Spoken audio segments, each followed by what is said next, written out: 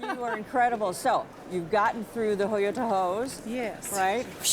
Right. And the rest of Act Two. How are you feeling? Feeling like I'm ready for Act 3. Well, good, because Yeah. that's what's coming up. That's exactly right.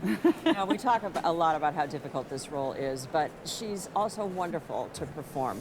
What She do you is. love the most about Brunhilde? I mean, there's so many things to love about her. The music is something unbelievably remarkable. We all love the music. We all love the warmth that she gets in her character, especially in this act. We see the compassion that comes into her psyche, and it really comes out in the music. But I just, especially over the course of 3 of them, I love that she's such a teen in this one. Right. And she's so cantankerous and so just bossy and sassy, and boy, does she figure out that wasn't the right course of action at the end, doesn't she? Right. It's quite an arc. Yeah. How do you find singing and performing on the machine, Do you the know- remarkable set? Well, listen, I mean, you know all about this, of course, but coming in, having watched all of the DVDs that you had put out, I was astonished at how gracefully and miraculously you scaled this thing and dealt with it, and I was quite intimidated coming in. But I have to say, it is nowhere near as scary as it looks. And she said, okay, fair. It's slightly scary, but it's just so cool that it's all worth it. And how do you find the acoustics?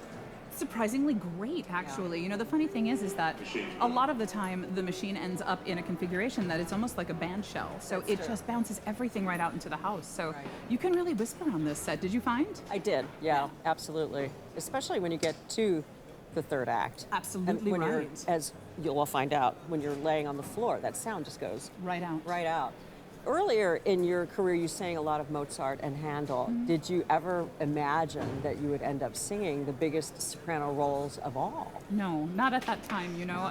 A lot of people did, Yeah. but I really had no idea. And the first opportunity I had to spend any time with any Wagner here, especially, was singing Third Norn in Götterdämmerung, and I just suddenly felt like home. And that was an amazing feeling. I mean, you know, the first time that you sing with an orchestra that has 100 pieces and you feel like, I can actually do this. It feels nice not to have to hold back just to use your instrument. Right. Well, since this is a marathon of singing roles, what is your routine on game day?